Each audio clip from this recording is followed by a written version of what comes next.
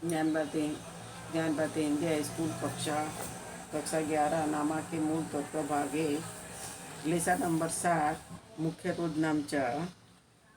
अब मुख्य रोधनामचा के अंदर जो अपने विविध सहायक बहियों का अभ्यास किया।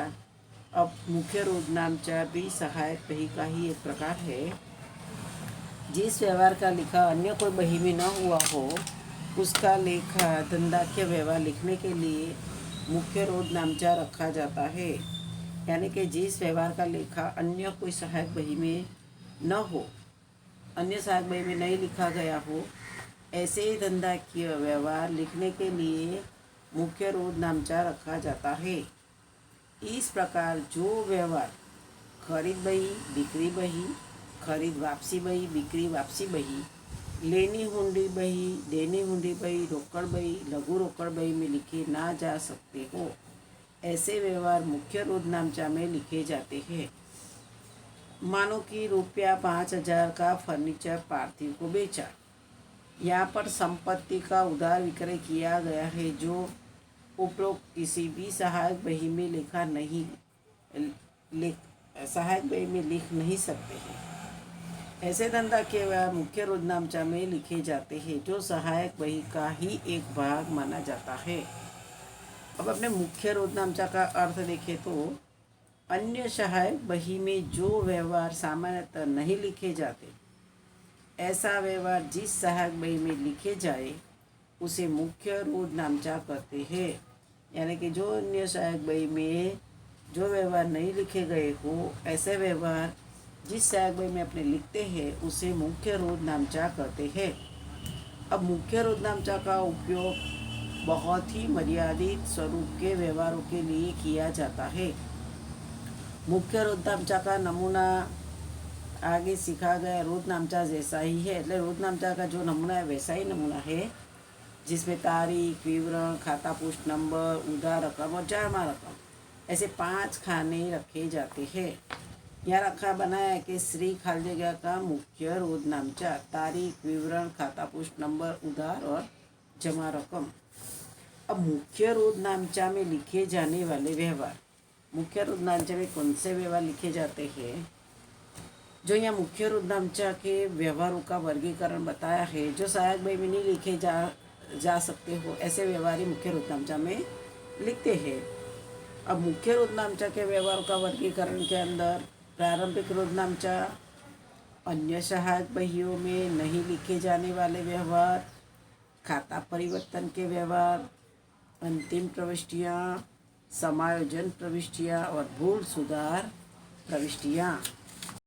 अब जो प्रारंभिक रोधनामचा में जब व्यापारी धंधा शुरू करता है तब प्रारंभ में स्वयं की निजी मालिकी की संपत्तियाँ दायित्व धंधा में लाता है।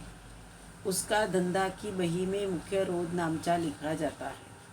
माना कि वीरेंद्र धंधा प्रारंभ करने के लिए 15,000 रोकड़, 10,000 फर्नीचर, 8,000 का माल स्टॉक, 5,000 का निजी दायित्व और 3,000 का निजी लेना धंधे में लाया, तो उसका मुख्य रोधनामचा लिखना हो तो सी वीरेंद्र का मुख्य रोधनामचा, तारीख, विवरण, खाता पुष्ट नंबर, उधार रकम और जमा रकम। पहले अपने फर्नीचर आया है तो फर्नीचर खाता उधार 10,000, माल स्टॉक खाता उधार 8,000, देनदार खाता उधार 3,000 और लेनदार कितना है तो लेनदार खाते का 5,000। अब अपने पहले उधार के अंदर का टोटल करेंगे तो 18, 19, 20, 21,000। 21,000 कुल टोटल हो रहा है तो उसमें अपने लेनदार कितना है 5,000। तो 21,000 में से अपने 5,000 माइनस करेंगे तो कितना आएगा 16,000, जो पूंजी पेटे लाया, यानी पूंजी खाते का 16,000 लिखेंगे और फिर कुल टोटल कर देने का 21,000 और 21,000।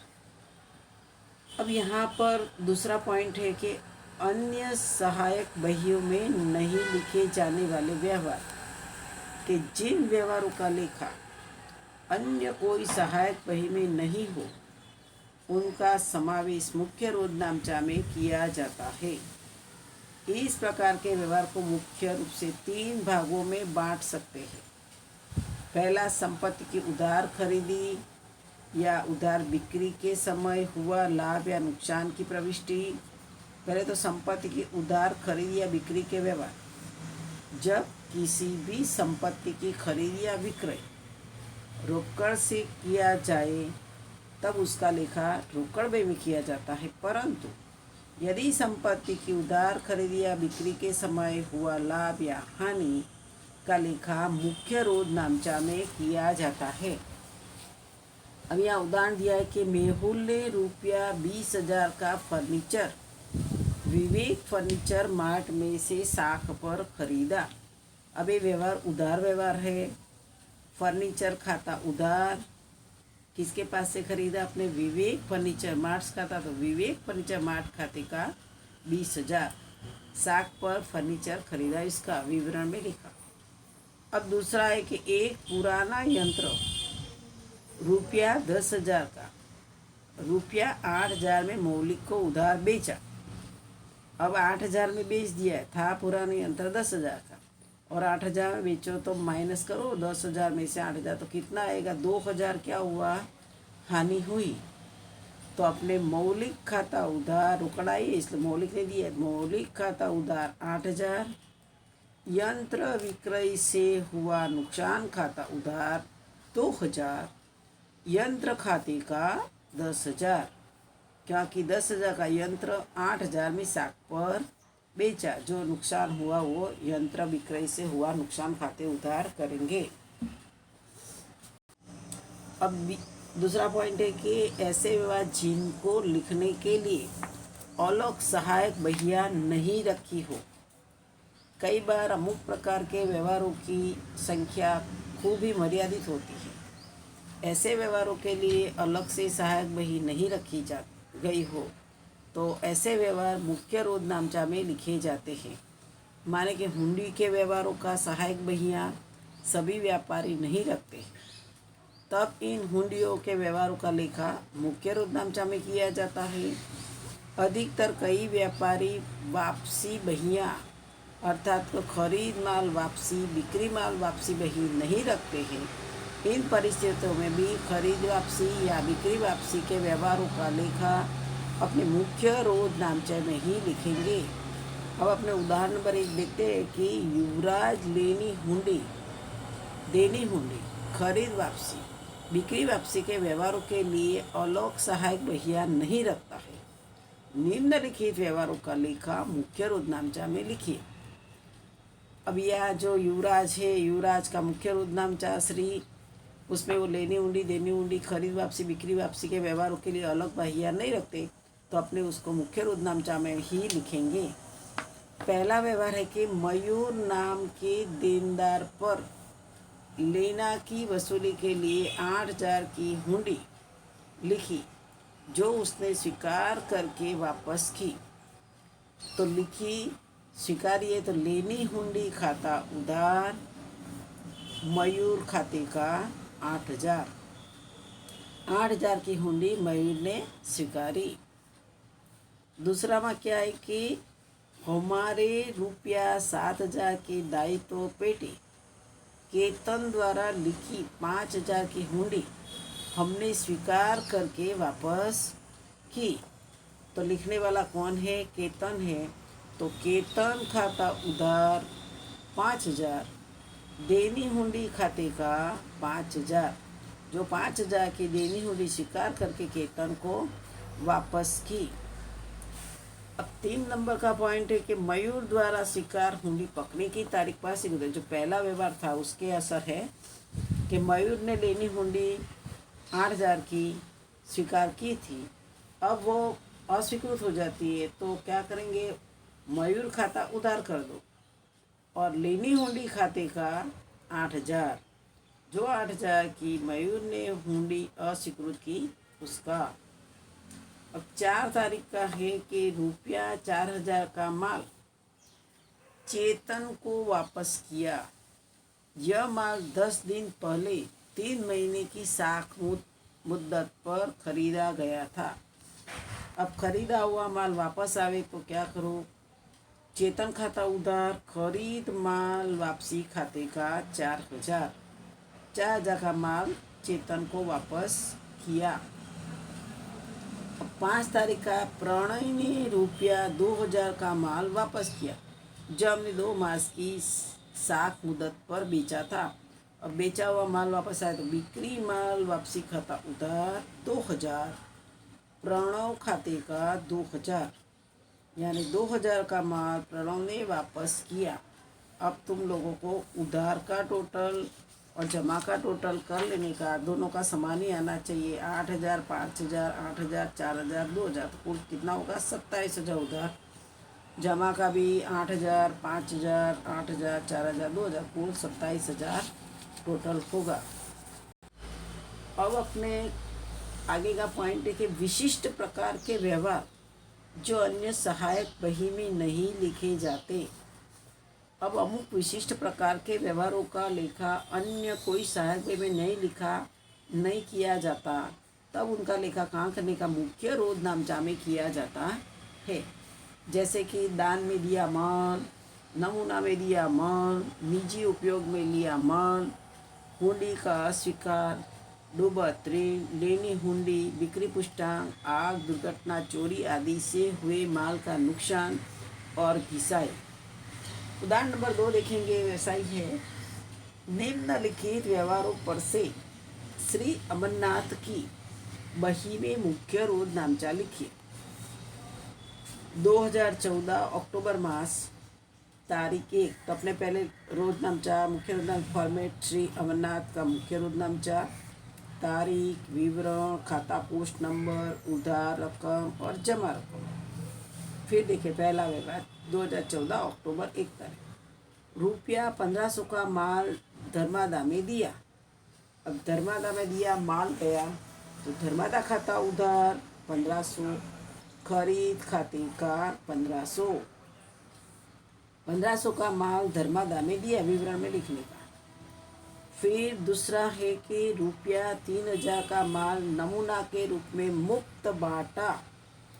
तो मुक्त बांटा है तो विज्ञापन खर्च खाता उधार, खरीद खाते का, विवरण में लिख देने का कि 3000 का माल नमूना के रूप में मुक्त बांटा। आगे है 3 तारीख का ₹2500 का माल निजी उपयोग के लिए धंधा में से ले गए। अब जब धंधा में से ले जाए तो क्या करना? आहरण खाता डालना। आहरण खाता उधार 2500, खरीद खाते का 2500, विवरण में लिखना 2500 का माल निजी उपयोग में ले गए। 4 तारीख का व्यवहार है कि ₹4000 की हुंडी जो प्रियंका ने स्वीकार की थी वह पकने की तारीख पर अस्वीकृत अप्रतिष्ठित हुई। अब प्रियंका ने स्वीकृत की थी तो प्रियंका खाता उधार 4000, लेनी हुंडी खाते का 4000, 4000 की हुंडी प्रियंका ने अस्वीकार की। अब 5 तारीख का है कि ₹3500 जो नरेश से लेना था वह वसूल नहीं होंगे। अब जब वसूल ना हो तो डूबत ऋण, कुछ रकम मिलेगी नहीं, तो अपने डूबत ऋण खाता क्या कर दो? उधार कर दो 3500, वह नरेश खाते का 3500, 3500 की डूबत ऋण हुई। अब 6 तारीख का व्यवहार है कि ₹2000 की लेनी हुंडी बिक्री पुष्टांक करके 2050 के दायित्व के पेटी पंकज को दी। अब 2000 की हुंडी थी, 2050 में किसको दी? पंकज को। पंकज हुंडी लेने वाला हुआ है, पंकज खाता उधार 2050, लेनी हुंडी खाते का 2000, और जो 50 रुपया है तो कसर या बट्टा खाते डालो, कसर या बट्टा खाते का 50, विवरण में लिखना 2050 की लेनी हुंडी पंकज को 2050 के पूर्ण भुगतान में दी। अभी 7 तारीख का व्यवहार है। ₹5000 का माल आग से जला, बीमा कंपनी ने 4000 का दावा मंजूर किया। अब अपना माल था 8000 का, नहीं 5000 का माल आग से नुकसान, माल जल गया उसमें कंपनी ने 4,000 का दावा मंजूर किया, तो अपने पता चले कि अपने पहले माल खरीदा था, पहला अपने फॉर्मेट में लिख दो बीमा कंपनी खाता, जो रकम मिली वो बीमा कंपनी खाता उधार 4,000। अब अपने माल कितने का था, 5,000 का था, तो खरीद खाते का 5,000, तो आगे जो नुकसान हुआ अपने डिफरेंस 4,000, 5,000 से 4,000 गया तो 1,000 जो डिफरेंस आया वो आग से नुकसान खाता उधार, और खरीद खाते का 5,000 विवरण में लिखने का 5,000 का माल आग से जल गया, बीमा कंपनी ने 4,000 का दावा स्वीकार किया। अब 8 तारीख का व्यवहार है कि ₹7,000 की लागत कीमत का माल देकर 8,000 का फर्नीचर खरीदा।